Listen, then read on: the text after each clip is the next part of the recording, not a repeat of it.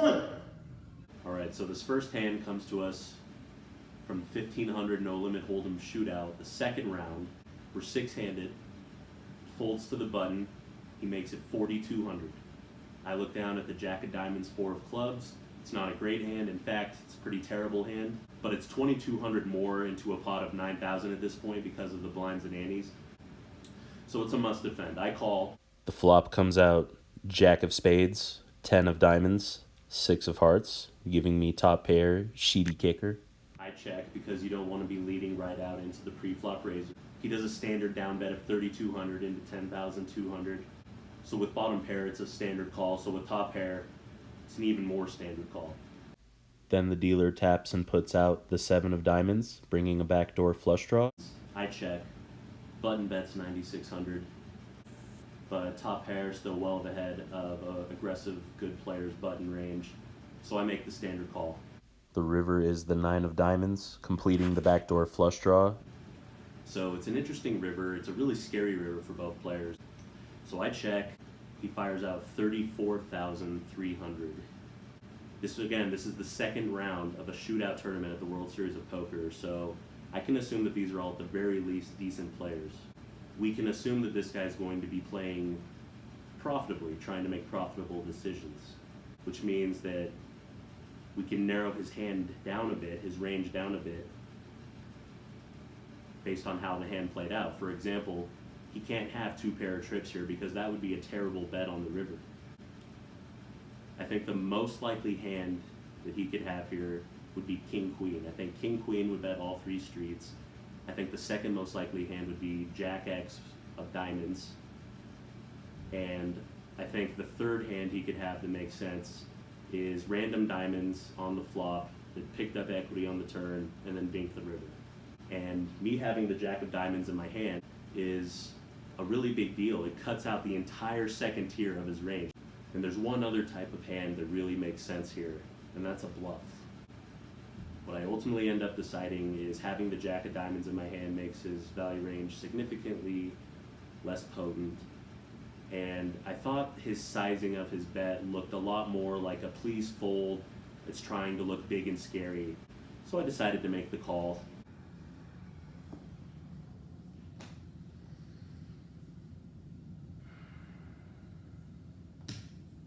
That call. Nice. Jacks. Excuse me.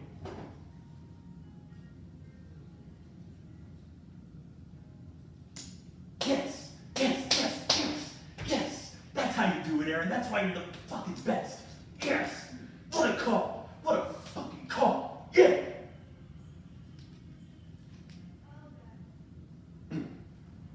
Nice.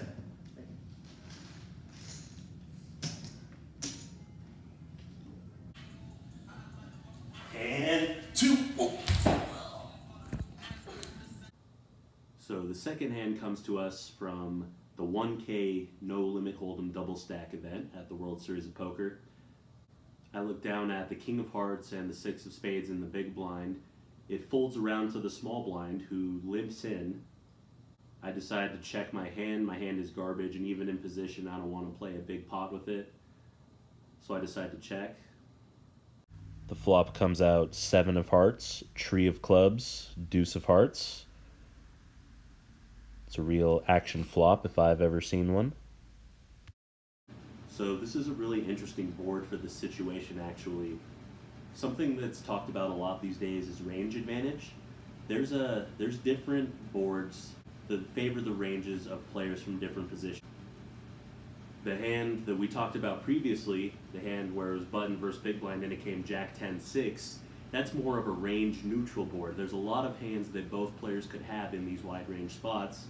This is not one of those spots. When it comes 7-3 deuce, that board favors my range in the big blind much, much, much heavier than the small blinds. Remember, there's no antes here. So some people may take these weaker hands and limp a majority of their range because they're getting odds from the big blind and the antes. There's no antes here, so we can significantly narrow a lot of his hands that hit the board. He should not have 3 deuce. He should not have 7 deuce. He really shouldn't have 7-3 offsuit, 7-3 suited, questionable, player dependent, but even then, probably not a lot of the time. Whereas I have all those hands. All of them. So he checks, given the fact that I have position, a good backdoor flush draw, and a backdoor straight draw. I decide to bet 75 into 100, and an absolute raising war breaks out. Check. Best. Raise. Raise. Raise. Re-raise. Re-raise. Re-raise. Re-raise. Re-raise. I call. Raise. Raise.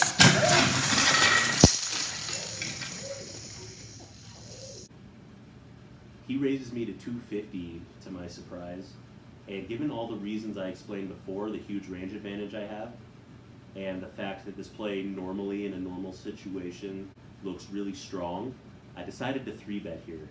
So I bet 75, he made it 250, and I 3-bet him to 925. He thinks about it for a second and calls. At this point, I think his most likely hand is some kind of 7, or after that, it's some kind of draw, like a flush draw or a 4-5. Although he might decide to bluff with some of those hands. The turn comes the ace of diamonds, and this is pretty much the worst card in the whole entire deck. I checked pre-flop, so I shouldn't really have any aces. 4-5 got there. If he had some kind of gut shot plus flush draw or backdoor flush draw, combo draw, he got there with a big pair. And I don't have any equity anymore. And in reality, if I did have 2 pair, like 3 deuce or 7 deuce, I probably wouldn't bet this turn either. Those are okay hands, and you might think it'd be good to try and get paid from an ace or something, but a crappy 2 pair like this isn't a hand you want to be getting stacks in. So he checks, allowing me to continue betting, and I just give up, honestly. I'm done with the hand at this point. So I check, and the river brings out the deuce of clubs. Once this card came, it presented a unique opportunity. He paused for a moment and checked it over to me. And that deuce really shouldn't help him at all unless he had like exactly ace deuce offsuit or something. I don't think he has many suited aces because those hands would most likely raise pre-flop. So it's just a matter of how much to bet. And that I was representing such a narrow range of hands that I had to make my bet as polar as possible. So I shove all in for 9,000 into a pot of about 1950. And then he just starts looking me up and down, trying to get a read off of me in any way he possibly can. All in.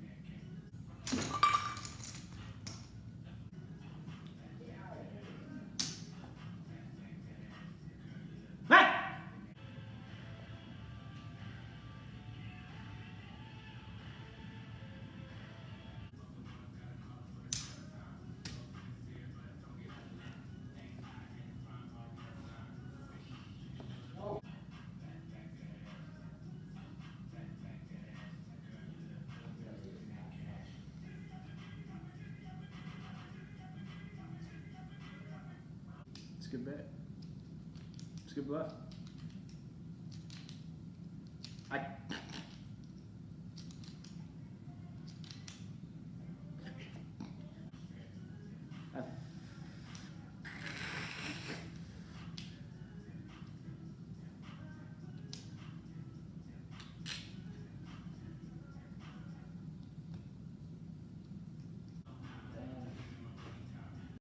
After about 5 minutes, he finally shows me the ace of hearts and folds.